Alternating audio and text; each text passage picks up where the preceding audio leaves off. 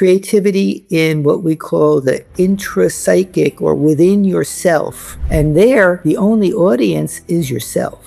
And so if, for example, you have a personal problem and you think about it and you get an idea that's for you a new way of looking at your problem, and it brings you some satisfaction and solution to your situation, and it is a creative act. You're currently serving as president of the International Society for the Study of Creativity and Innovation. One of your biggest theories, the investment theory of creativity. Essentially, it brings in the idea that you don't exactly just snap your fingers and have ideas, but you actually might invest in your energy and your personal, mental, and other resources in projects that could be leading to new, original, useful productions. You created the EPoC battery to assess creative potential, especially in children. EPoC is EPoC. It means Evaluation of Potential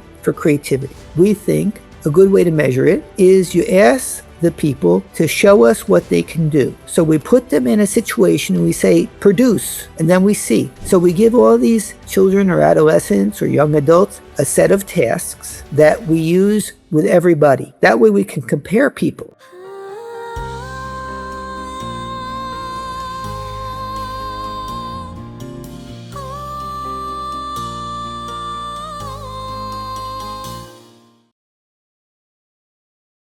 My guest today has spent more than 3 decades asking one deceptively simple question.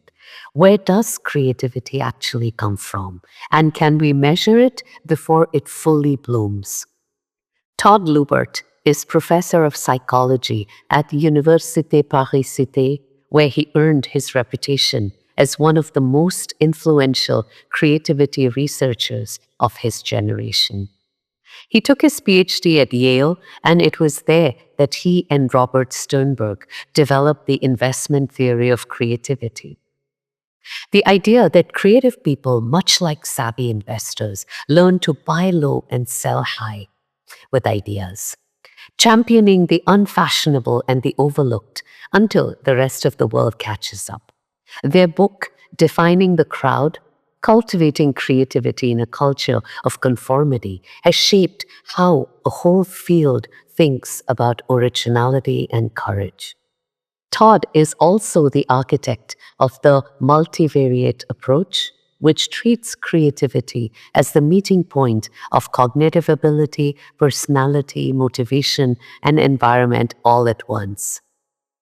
And he turned that theory into practice by co-creating the EPoC battery, a tool now used internationally to detect creative potential in children and adolescents. He has authored more than 200 publications, received the Berlin Award and the Torrance Award, and currently presides over the International Society for the Study of Creativity and Innovation. Enjoy today's episode. Hi, Todd. Let's begin with your own origin story. What first sparked your fascination with creativity? When I was growing up, I was quite interested in artistic visual art topic, and I was producing some paintings or woodcut prints and other kinds of visual art.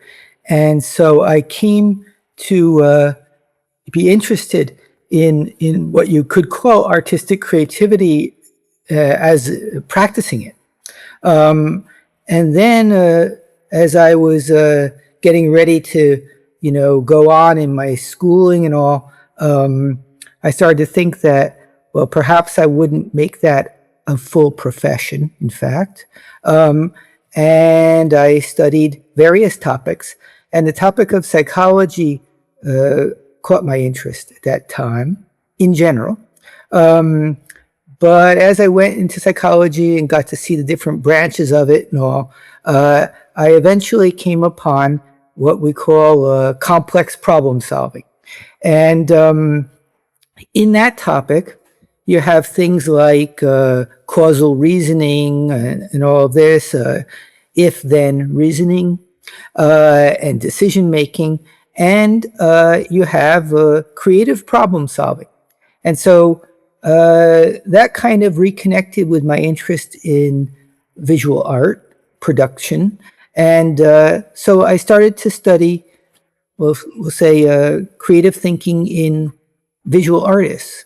And from there, I expanded to other domains of creative thinking, like writing and social problem solving, and other domains too. So that was kind of how I happened upon this specialty topic, we'll say. Lovely. You grew up, if I'm not mistaken, you were born and brought up in the United States. What brought you to France? Well, it was a kind of coincidence or convergence of circumstances. But when I was finishing up my PhD, in fact, I had met a student who was studying in the States from France, who became my wife. And at that time also, I had an opportunity to come do a postdoc in Paris on creativity in children. So, so you could say that in a way, she brought me back as a souvenir of voyage. And then you decided that you just stay in France, and I'm guessing, of course, that you speak French. Yeah, yes, I do. It is quite useful. And I've been in France for more than 30 years, in fact. Wow. So I did speak French somewhat before I came, though. Well,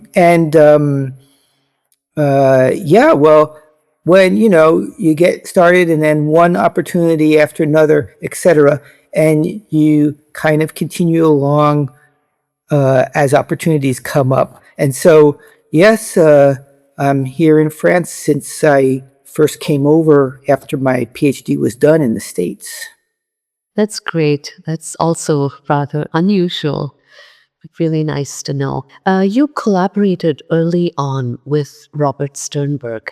In your journey in creativity studies, who were some of the mentors and guides that sort of helped you, guided you on the path? And also, who did you work with, and how is that experience? Yeah, well, as you say, I did, when I first started working on creativity, it was because Bob Sternberg was interested in this topic and starting or working on this line of work. And so I was able to come and work with him over at Yale University on my PhD topic. Then, in fact, when I came to France, I connected up with Jacques Lautré, who was a French professor of psychology, and he was studying children's thought. And he had worked with Piaget some years before, and so he was working in particular on individual differences and variability in children. And so I worked on creativity and its development in children at that time, because I had been working in the States with Bob Sternberg, essentially with adults.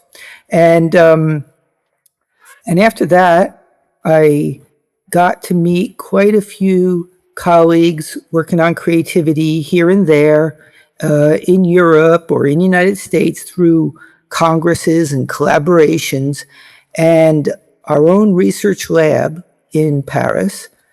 We have several of our close colleagues there who work on various aspects of creativity. So I'm done a lot of, we'll say, research through team effort. And so, little by little, things developed in a network of collaborators with whom most stuff I do with collaborators, in fact. And now they're largely in Europe, some in the States, and some in other countries too, around the world. That's great. I'd like to begin with one of your biggest theories, the investment theory of creativity. For the common person, my goal is always, how can they connect ideas? Because for them, creativity is just getting up and doing something, whatever comes to your mind. And I'm very happy to speak with you on just this concept that for the common man, it's like if they were buying stocks, the most sensible thing to do would be to buy stocks when they're selling low and sell them when they're high so that they can make money. But in terms of creativity, could you explain this concept to us, that how does this idea work? Yeah, well, this was a approach that to get with Bob Sternberg we were working on, and essentially it brings in the idea that you don't exactly just snap your fingers and have ideas, but you actually might invest in your energy and your personal mental and other resources in projects that could be more or less leading to new, original, meaningful, useful productions.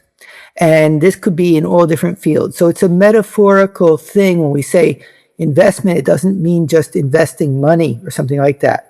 So we develop the metaphor from the, let's say, typical investment domain, financial, and try to see how it leads us to understand creativity. So this is the so-called investment theory or investment approach. And the idea is that people are active when they're being creative. It's not just sort of exactly randomly happening, like a butterfly flies by and you catch it. And so people have different resources. Some of them are thinking abilities. Some of them are personality traits or environmental factors that are supporting, that could support their creative thinking. And they will invest these resources actively in projects. And this will lead them to produce ideas which will be shared socially. So we say they're shared on the marketplace of ideas. And some people may become interested in these new ideas. So some of these new ideas, since they're new, they have relatively lower value initially compared to what's already out there and known. But some of them might attract attention and might have good value. And so therefore, the idea will grow in its value. And this would be, in a way, something like an investment that people make. And however, it's not like the stock market where you somehow just buy some stocks and wait to see if the company does better. Because here, you invest your resources, energy, mental engagement, financial resources as well, and you hope for a positive outcome that what you produce as an idea will gain, we'll say, in value and be of interest to people, including yourself and others. And so this is the whole investment concept briefly stated. That's great. It really brings so much clarity on what is involved in the journey till something actually gets created.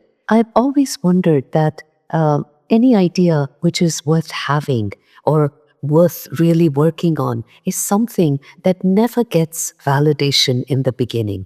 And so it's exactly what you're saying, that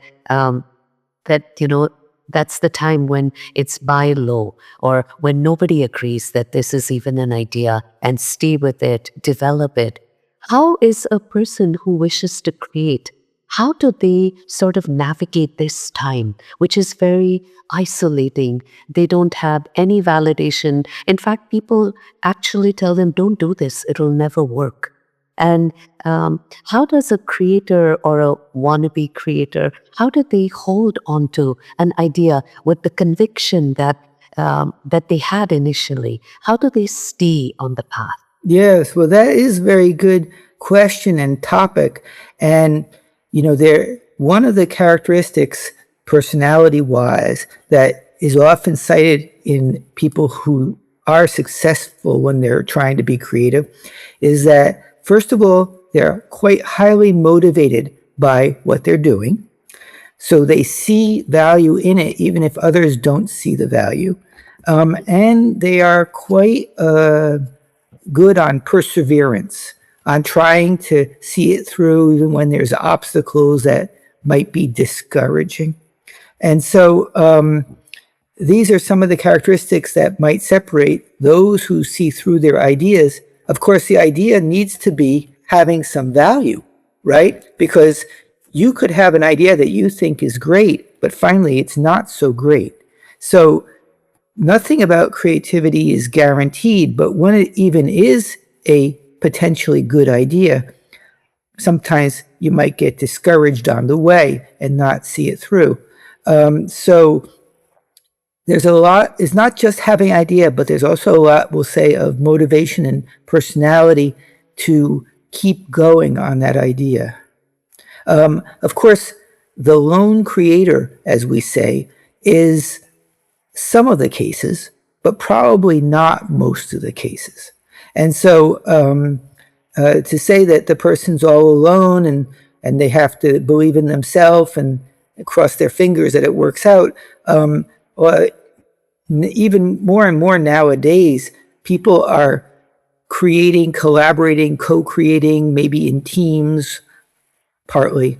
So, yeah, I would like to say that this lone creator, all alone, talking to nobody, is a little bit of a mythical situation.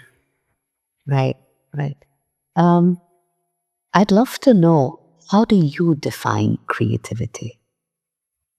Well, I'm aligned with what is generally called the standard type of definition, which is that creativity is an ability to generate original, new productions that have meaning in their context. So when we say new and original, it's at least new and original for the person or small team, but it's even more important that it's new and original for the social world in which these people live. And it could be new and original for all of humanity, of course. So this is the first part. And the second part is that there is some kind of added value to this production. And so maybe it replies to a need, it expresses an idea that has not yet been expressed, so it has meaning, etc. But the extent to which a production offers value might depend a little on the audience. So it could offer value to the person themselves who's produced it. It could offer value to certain social groups and not others. And so part of being creative is not just that you produced a thing and you're done, but you have to, as in the investment approach, sell your idea to the marketplace, but also you have to find what is the right marketplace where that idea so there are cases of people who produce stuff that they thought was quite valuable, but no one around them thought so until that person died. And years later, we discovered, the public discovered this earlier work, and this person has now become, well, I'd say there is a meeting between what was produced and the social public at a certain moment. And creativity is happening at that interface point in a way. So, yeah, so it's a little bit, there's an aspect that's a little bit tricky in that sense. Right. It means that even the people have to be ready to receive an idea. So your audience, if they aren't really ready, it means you're ahead of your time. It's the time hasn't come for that idea to yet exist in the world. I mean, Van Gogh, probably the painter who sold only one painting in his lifetime and then now he's recognized as a genius would be. Yeah, it's an example for sure. Yeah. Yeah. And so now in the literature, some authors like Giovanni Carrazza, he likes to emphasize the potentiality of an idea that's produced is not always, let's say, fully developed at the moment it's produced or shown for the first time in public. So yes, that is a part of the whole topic. Yes, but creativity is very socially embedded as a phenomenon. And I guess the responsibility to see things through lies on the creator, or the person who makes, because he has to take it to the level where the second requirement of usefulness is met.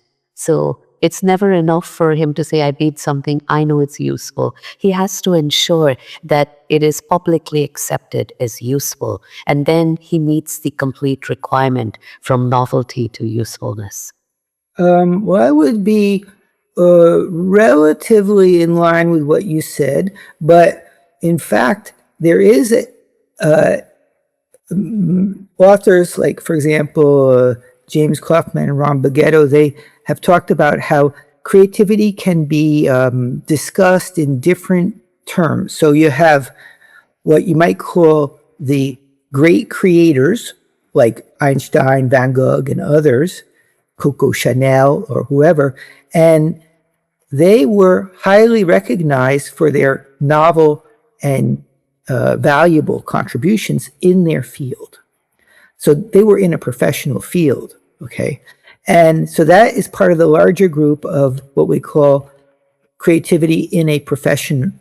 And there are many professions in which being creative, producing new ideas, is a key part of the job, like artists, writers, designers, and so forth. And there are other professions where it does come to play at certain moments and is quite valuable, like in managers, lawyers, or teachers, and so forth. And many other professions where creativity can be extremely valuable, but it comes up more rarely on the job, okay? But then we have creativity in everyday life. So let's say you are not a chef, but you want to make a special meal for friends and family, and you don't have all the ingredients for a recipe you wanted, and so you invent something a little new. And others can appreciate the novelty and the quality of this recipe that you kind of invented. And so that's everyday life. But finally, there is also creativity in what we call the intrapsychic or within yourself place. And there, the only audience is yourself. And so if, for example, you have a personal problem and you think about it and you get an idea that's for you, a new way of looking at your problem, and it brings you some satisfaction and solution to your situation, you don't have to share it with anyone, in fact, and it is a creative act. And we say that as people learn things, like children, they are, in a way, not just noting down in their mind what is said, but they are constructing actively new knowledge structures. Perhaps they're rediscovering things we already know. For example, they think about it and they come up with the idea of gravitation. And then we say, well, yeah, we already know gravitation. Okay, so it's no big deal. But at least for that child, that is a major creative thought. And yes, it's an illustration of their personal level creative thinking. And for them, it's new, it's meaningful, it helps them think about and understand the world. Just happened, we already thought about that one. So, yeah, the social value system is largely considered important in many creative acts, but we should not neglect at the highly personal level, in fact. Yeah. No, this is of so much value because I think that so much of what happens when we become adults is we just start relying on the thinking mind, on acquired information. We think that that's knowledge. But the truth is that the way a child relies just on experience, that they just know something because they know it. But the older we get, we start to just use our thinking mind and everything is just thought of. And so we never really understand those concepts in their entirety because we didn't go through the experiential process. It's just constantly the mind interpreting things. And with children, that's not possible. It's they experience it. And so that's really how it is. Coming back to the investment theory, it says that you need a confluence of 6 resources: intellect, knowledge, thinking style, personality, motivation, and environment. Why these 6 in particular? Well, when we first worked on it years ago, we did a big review of the literature and found that there was evidence that these various resources or ingredients needed to come together in the creative act. And so there was evidence for certain kinds of thinking skills, like mental flexibility, for example, metaphorical thinking, and so forth. There was evidence for certain personality traits like openness to new ideas, perseverance, risk-taking. There was evidence for certain environmental factors being stimulating and supportive. So we tried to say that there were, we call them resources, or you could say ingredients, that you need more or less. So based on what you have through your personal growth and your life and your learning experiences, you have these resources that you could deploy in your creative action. So you could say that you invest them in your activity, metaphorically. And you have a certain portfolio, as we say, or a set of resources that you could invest. And each creative task requires more or less of these different resources. It's like if you think about the culinary metaphor, which is a little different, you have various ingredients, each person, and with those ingredients, you could make more or less easily some different recipes. And so that's how, from a set of ingredients or resources that you could invest and deploy, you will potentially get more or less creative results in various fields of work. So if you're quite good in visual thinking, maybe you'll be more capable to and have more resources to invest in visual arts than in a literary task, for example. So this is how we get that creativity. We talk about it as if it's some kind of a thing that you can have more or less and deploy. But in fact, it's a whole set of potentialities. Based on the field and the task, you could be more creative here, less creative there. So very few people are highly creative in all kinds of things. So what happens if one or more of these resources is missing? Well, either you can compensate by some other resource you have.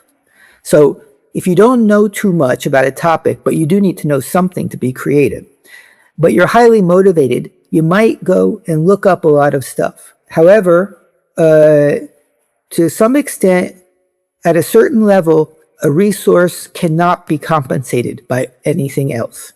So there's maybe a certain minimum needed, okay? And so at that point, you would get blocked and not be able to move ahead in your creative thinking because you simply don't have at least the minimum from which you could compensate for what's missing. Of course, if you don't have the minimum, you could go and study something and learn about a topic and develop most of these resources. They are not just like, you have what you have and that's the end of the story. Essentially, all of these resources, ingredients, you could go develop them. Some easier than others, of course. So I was just, I think you've probably already answered that, but my question was, your own work evolved into what you call a multivariate approach. What are these different variables and how do they interact? How did your thinking change from the investment theory to this broader framework of creative potential? Well, the multivariate approach, it's really already in the investment theory in terms of the resources or ingredients. It's just that over the years, I tried to expand in more detail on that and to see, for example, if there were extra resources or ingredients that might be relevant. And so we nowadays talk about what we call the cognitive or thinking resources, which is certain ways of thinking that seem to favor the creative process and certain levels of knowledge about a topic. The personality motivational resources that we call the cognitive resources, which are like we said, risk-taking, openness to new ideas, perseverance, and the motivation to create. Because you could imagine, just like in a kitchen, you have all these ingredients, but you're not motivated to cook anything, so you don't actually do anything. And then we developed work on we call it the affective or emotional resources, which was not too much highlighted in the initial investment approach.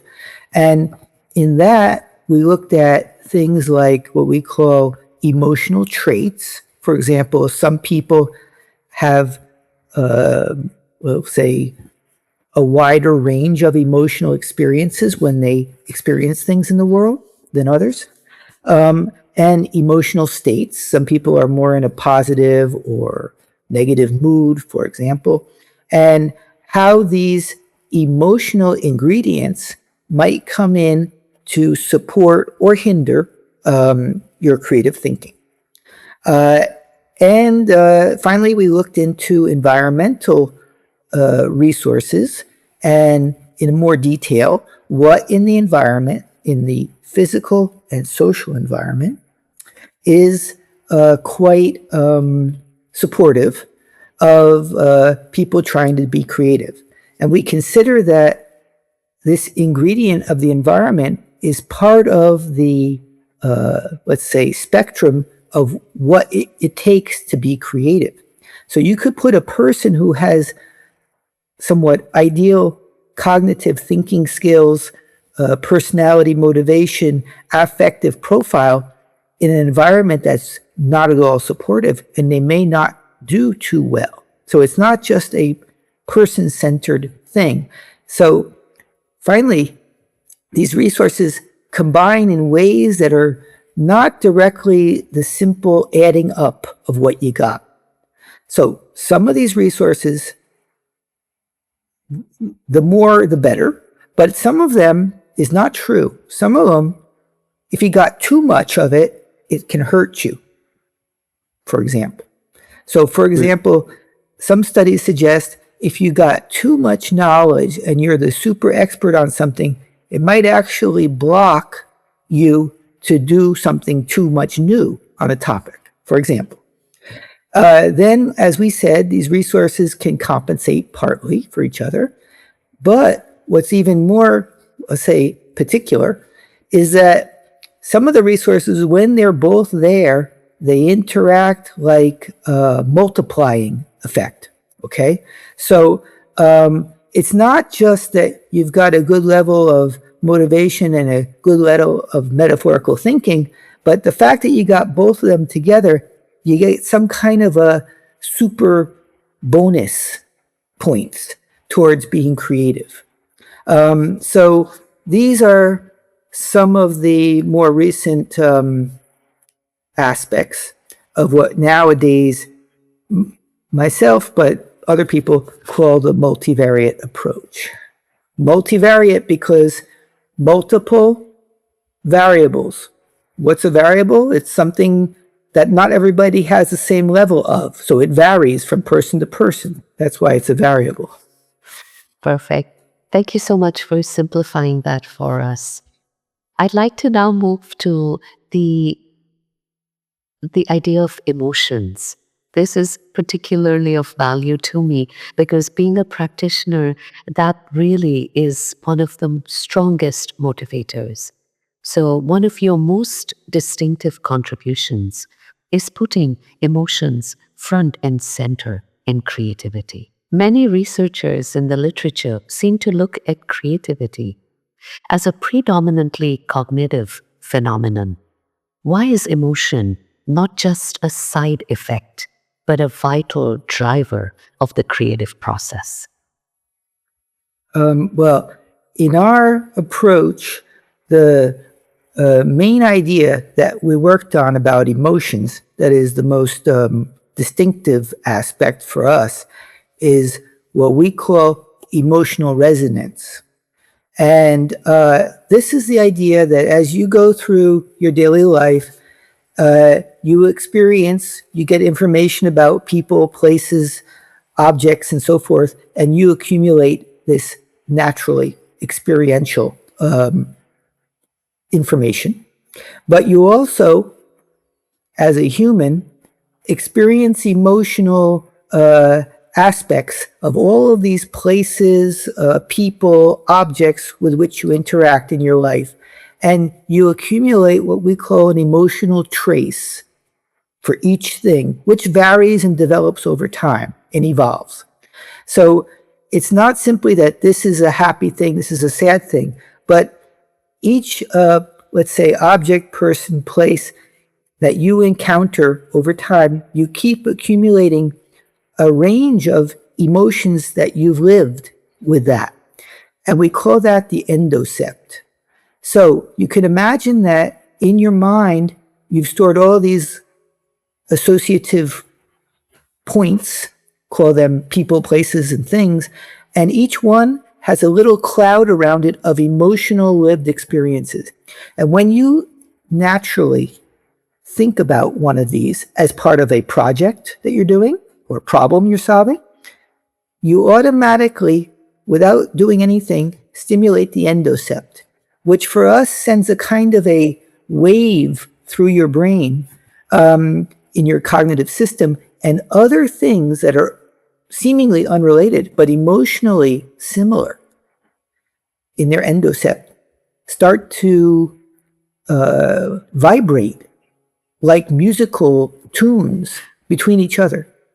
And so from this very fundamental aspect of the human system, you get associations between things that don't seem they would go together in a logical way, but they have the similar emotional trace. And if it's strong enough, it comes to your conscious mind, and you can work with these somewhat idiosyncratic, personalized associations, because emotional lived experiences are much more personalized than just the facts about different places and objects, which are more shared.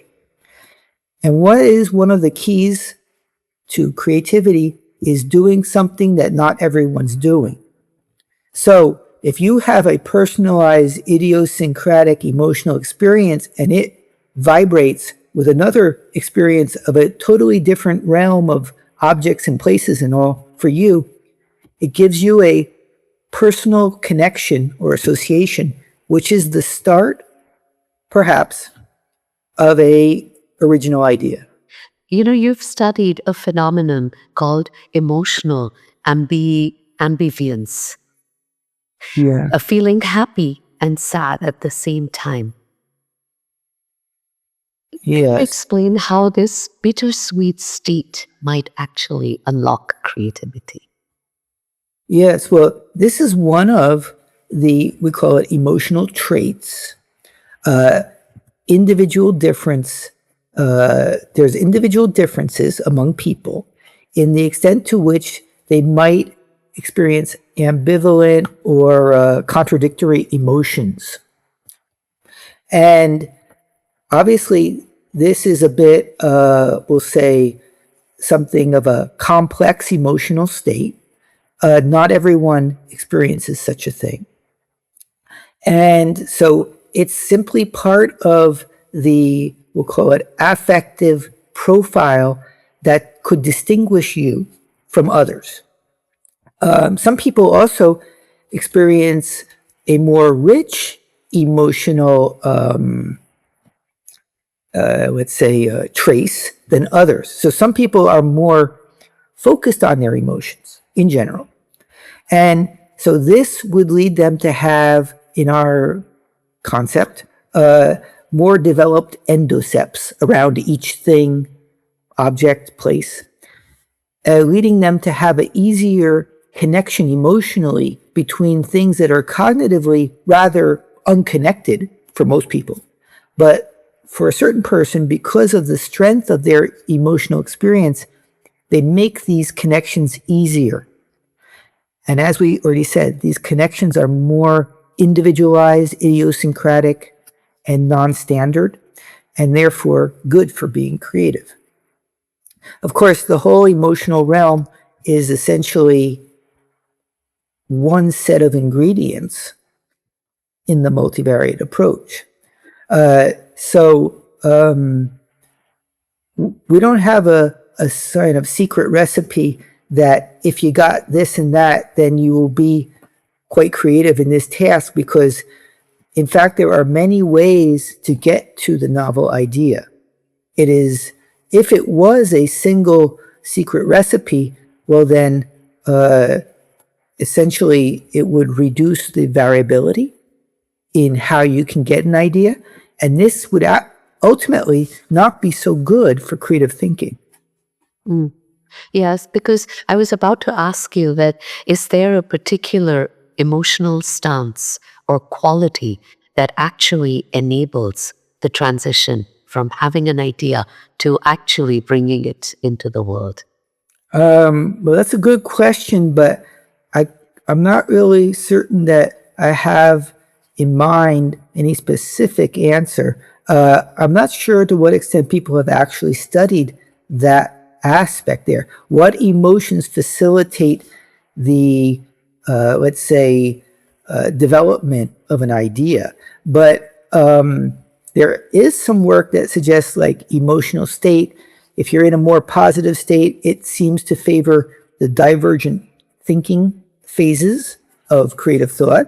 And if you're in a somewhat more negative state, it kind of favors the more critical thinking, which leads you to refine your ideas and be not just say everything sounds good. And so this emotional state is another aspect that comes into play.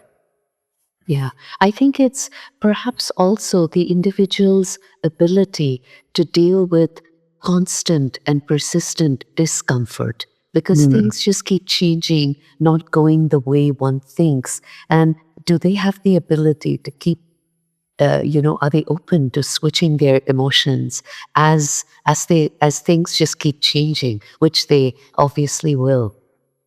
Yes, that links to what in a certain personality literature they call the need for closure and tolerance of ambiguity. And so if you need closure, you want to finalize things quickly because you don't really feel comfortable letting it continue to go in a vague way. And that's ultimately not probably too good for creative thinking, because creative thinking involves going somewhere where the path is unclear and the destination is unclear, and it's not even sure when you get there, you know you got there. So all that renders creative thinking something that not everybody wants to do all day. in fact. Right. Now I'd like to move to the idea of measuring the elusive. So to your 7 Cs, measuring creativity sounds like trying to weigh a cloud. You created the EPoC battery to assess creative potential, especially in children. How do you operationalize the concept of creativity and turn its subjectivity into something measurable? Okay, well, yes, a lot of the things I've done have a line of work from the beginning in which we tried to measure creativity. We distinguish measures of creative accomplishment, which is stuff you actually succeeded to do in your real life situation, and what we call measures of creative potential, which is we try to estimate to what extent you could accomplish creative things. And in particular, in children and adolescents, they maybe have not yet accomplished anything, but we're interested to see to what extent they have more or less creative potential and if we can develop their creative potential. So if you want to develop creative potential, it's good to have a measure to see you're developing it. Otherwise, we don't know if we're developing anything, really.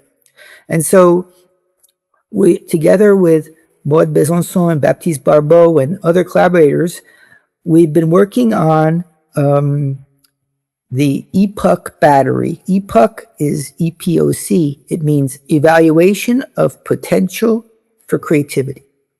And we measure the potential by domain. So you could have more or less potential for visual creation or graphic.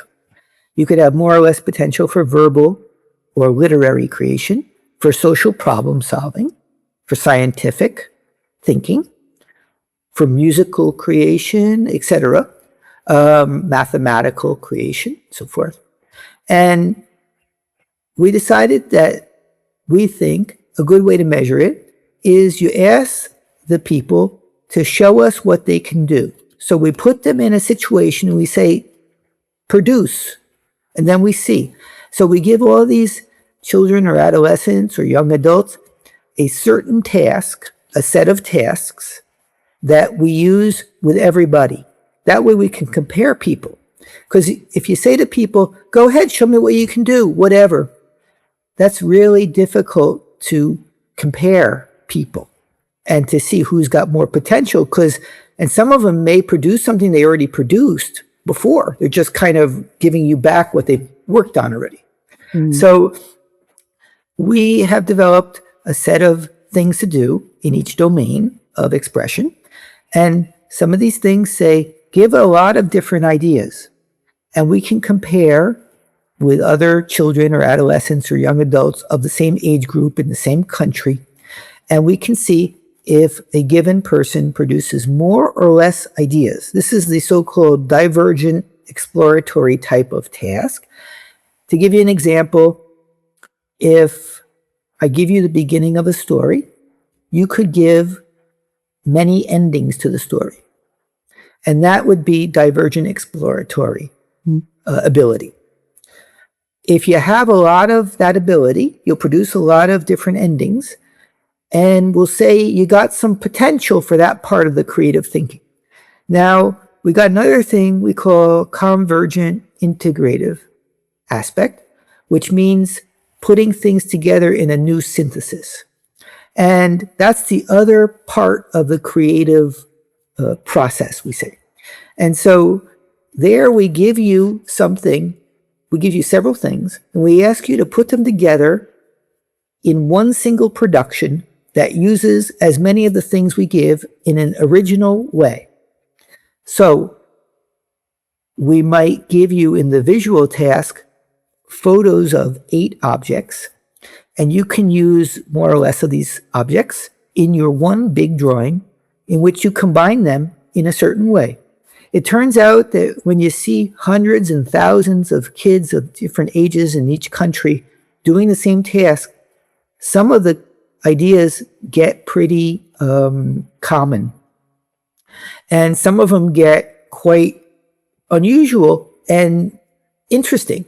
or valuable in that little domain of that little task. So this is the whole concept of measuring creativity. Now you could say, why do we want to measure creative potential? Well, sometimes we want to measure it because we're interested to see if an educational experience actually has some kind of a benefit for a classroom of kids. So we give a pre-test and a post-test measure. Sometimes we want to see a kid's profile. For example, maybe they're strong in divergence and weak in convergence in a domain, like literary production. And we could give them personal exercises to do to boost their creativity because we know their profile. And sometimes it could be used, of course, in research to get a measure to relate to other variables, but it can also be used if you want to perhaps see who is who and help them, I don't know, perhaps have ideas of future careers that might use their potential.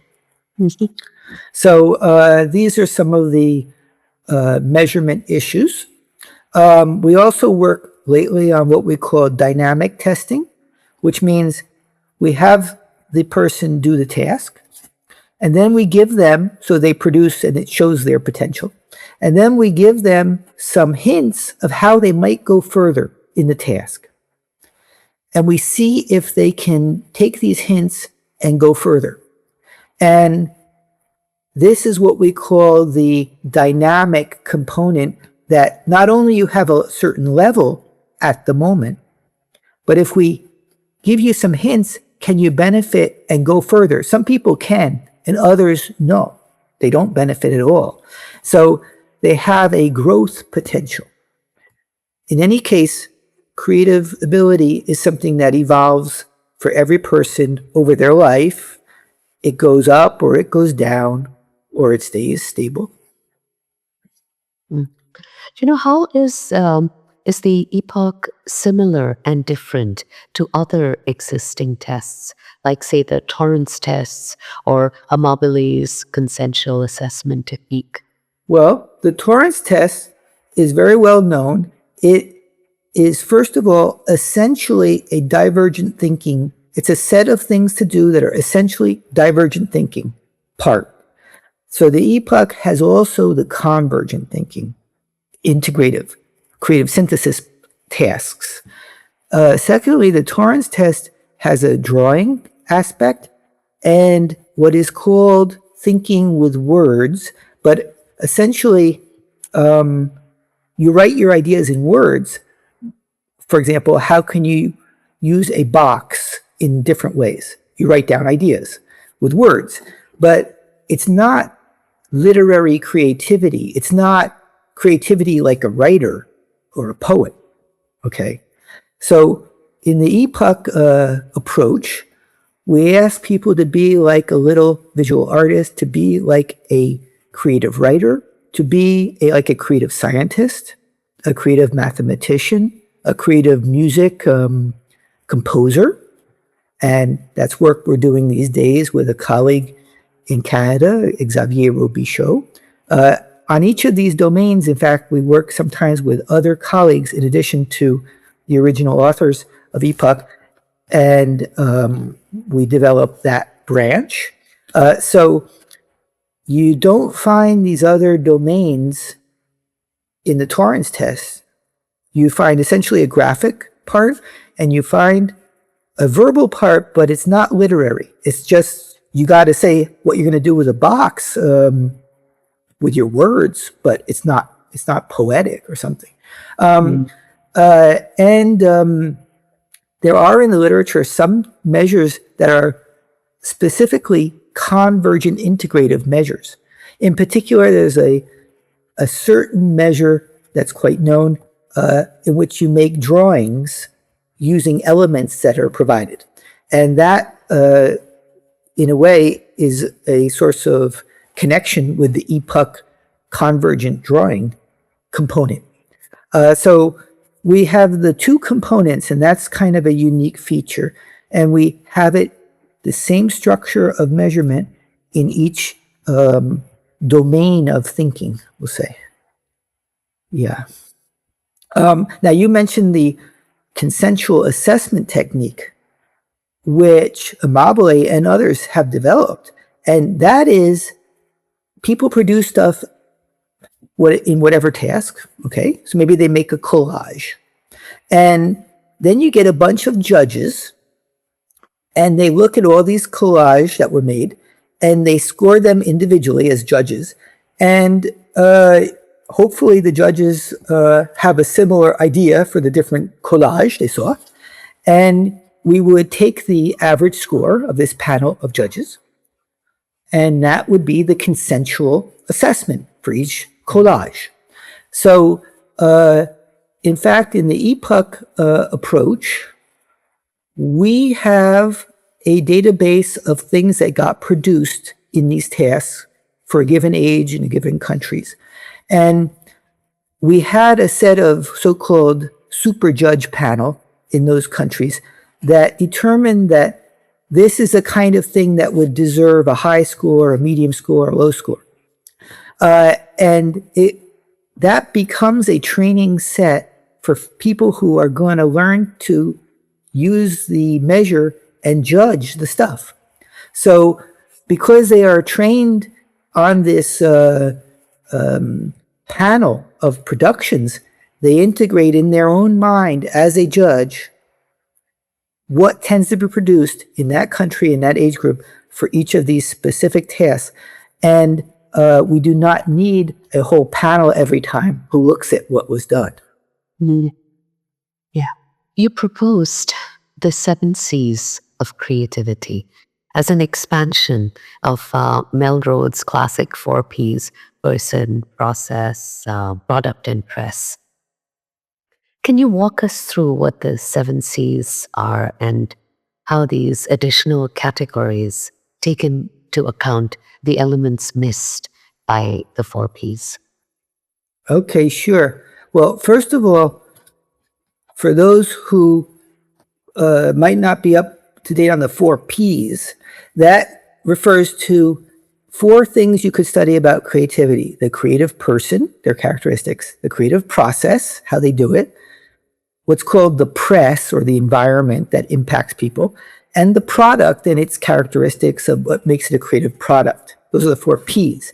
Well, some years ago, the Journal of Creative Behavior, which is a scientific journal, kind of the first one dedicated to creativity studies. Well, they were having an anniversary issue because it was a certain special number of years after that journal started. And they had invited various papers for that special issue. And so at that moment, I said, let me take all of the articles that have been published since the beginning of time in that journal. And I printed out all the resumes. There was maybe around 1,000 resumes at that time. And I started to look at the resumes and put them in piles of similar topics. Of course, some piles had more stuff than others. And guess how many piles I found? 7. And when I looked at the 7, I looked at what was common in each pile, and I saw that each pile could be, labeled with a keyword. And each keyword I found started with the letter C, which makes the 7 C's. Of course, metaphorically, if you sail the 7 C's, you've covered the whole world of a topic. Okay? And in fact, in historical times, to sail the 7 oceans, or the 7 key bodies of water, which were the reflection of the 7 parts of heaven, would mean you had done the whole, traveled the whole world or the whole universe. So there was a kind of a interesting metaphorical angle. And so of the 7 piles, some were more developed than others in the literature, one of them I said was the creators. In other words, who are the creative people? What are their characteristics? Okay. This reflects the person in the 4Ps. One of them is creating, the process of producing, which reflects the process P. One of them I found was, how do people collaborate in a team or other ways as they create? And this is the collaboration C. Then you have the context, or what was called press in the 4Ps. Then you have the creations, the productions. Then you have a C that we call consumption, which means the uptake, the adoption, the interest of the public in a work that was produced. And who are these early adopters, and how does, once a work is produced, the work takes its own life cycle and it's out of the hands of the creator, and other people start to contribute as consumers and develop it even more. And then finally, there was the C of curricula, meaning learning and development. And there was work. Can we develop creativity and so forth? And so that C was also something new. So in the 7 Cs, it's a, let's say, reflection on topics you find in the literature on creativity studies. Yeah, no, I think that this is so helpful because the 4Ps, I think, were like the ABCs. That they needed to be stated first, but they were never adequate. They needed more, more precision, more detail, and thank you for providing that, because I sometimes feel it's even so hard to know where that number should stop, because to a large extent, language is hijacked. I mean, different people use a word and they actually mean it to be something else. So it's pretty complex that, to really be able to distill it down and sort of have these categories that can hold even different words and their meanings into a particular area. Yeah. Well, the thing about the 7 Cs is that you can't add any more, because the 7 Cs, of course, metaphorically, the 7 oceans, right? Nice. That is the totality of the system. Yeah. Thank you for that. You described the creative process not as a flash of lightning, but as a dynamic, messy cycle of latent sub-processes. Could you describe these dynamic cycles? Sure. Well, in fact, it is actually in the 100th anniversary of a very famous author's proposition on what is the creative process. And that author, his name was Graham Wallace. And we're at 100 years after his initial work. And it was somewhat of a linear view of how people do creative work. And over time, we observed people as they were creating, and we came to view it as a very personalized and messy, let's say, path to Could you explain Wallace's model so that for all the people who are not familiar with his? Yeah, sure. So Wallace, he proposed what we call the 4-phase model. So he said you start out with preparatory preparation work, conscious work on a topic. Then you have a phase called incubation, in which it's somewhat unconscious thinking. Maybe an idea emerges like an illumination. And then you have what he called illumination. And then he had what he called verification, or finalizing, testing the idea that got the illumination. So it was somewhat linear. He said you can go back and forth, but it was somewhat of a linear progression. And as we studied and observed people creating in various domains, we saw that there was actually a whole set of sub-processes or things you could do. And people would combine them in various ways as they worked.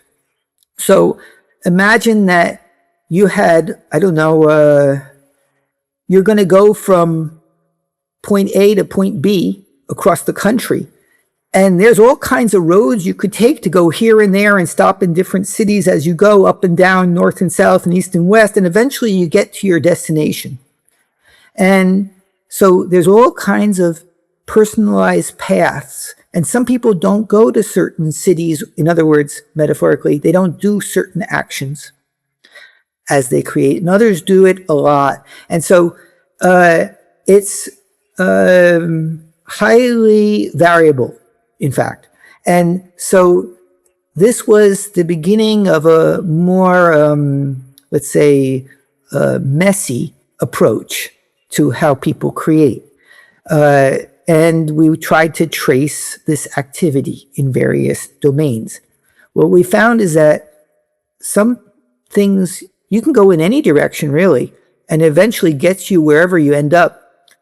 Some of the places they end up are more original than others, but some of the paths to get there, you can get stuck in.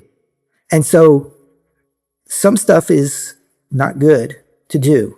And those who are not too creative, they do that stuff often. So, yeah, there are some patterns to be found, in fact. Mm.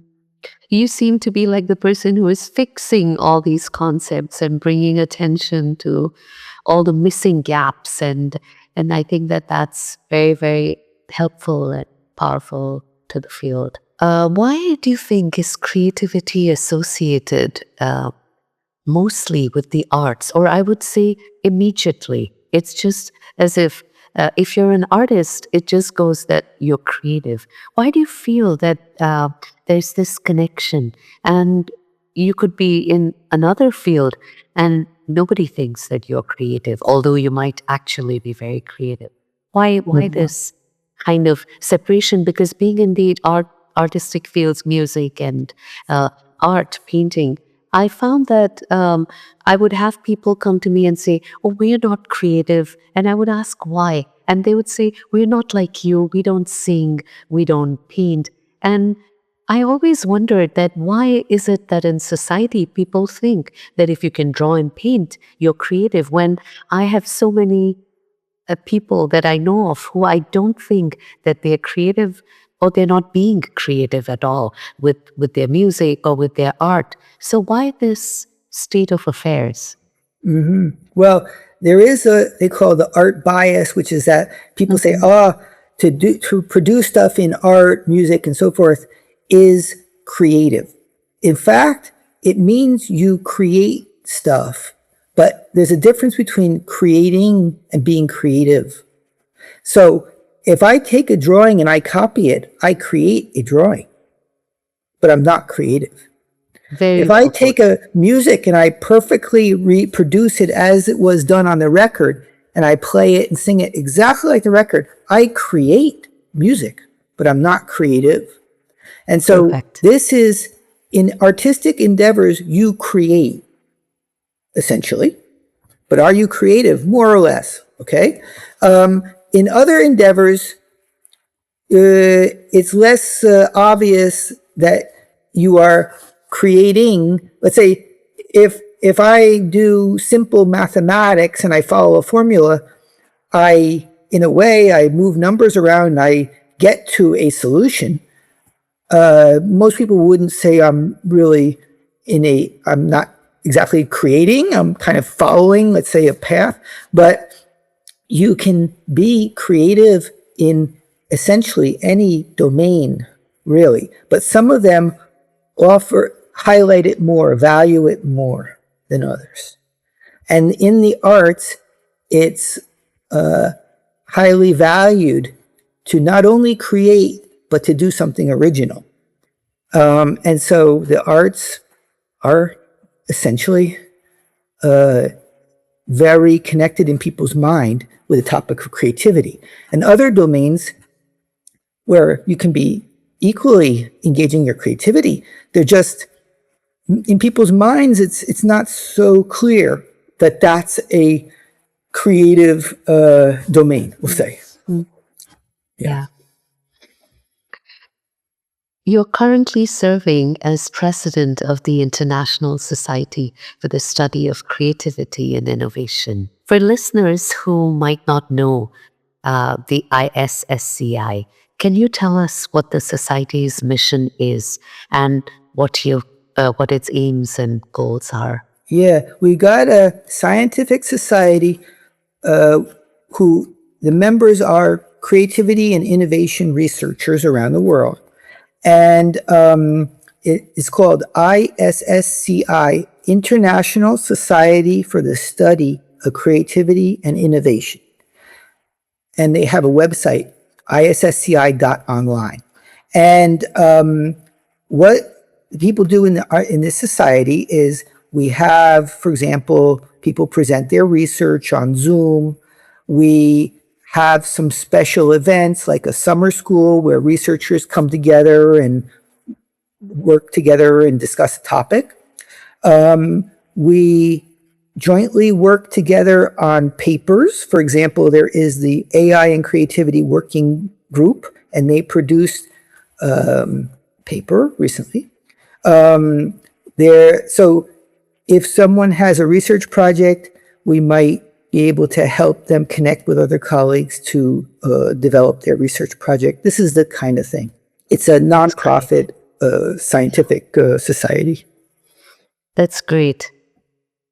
As we draw towards the end, I would like to talk about the hot topic today of AI and its impact on creativity.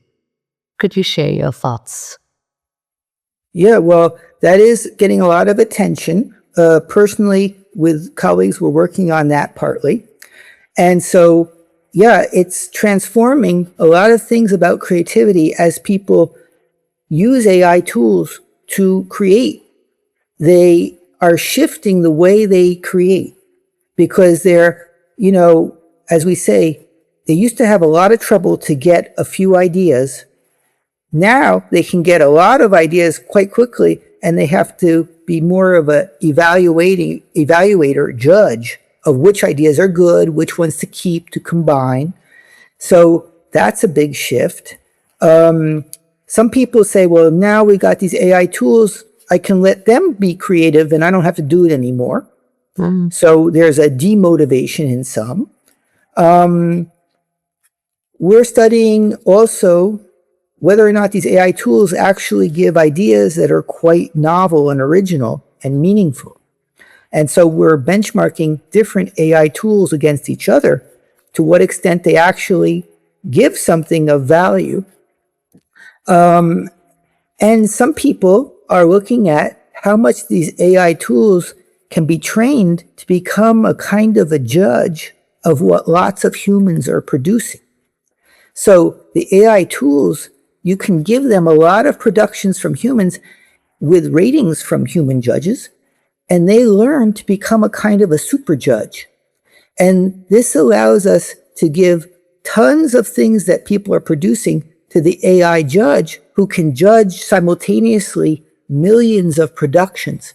So it's also transforming the way that creativity is detected in certain specific domains. So it's like a rather big topic, in fact.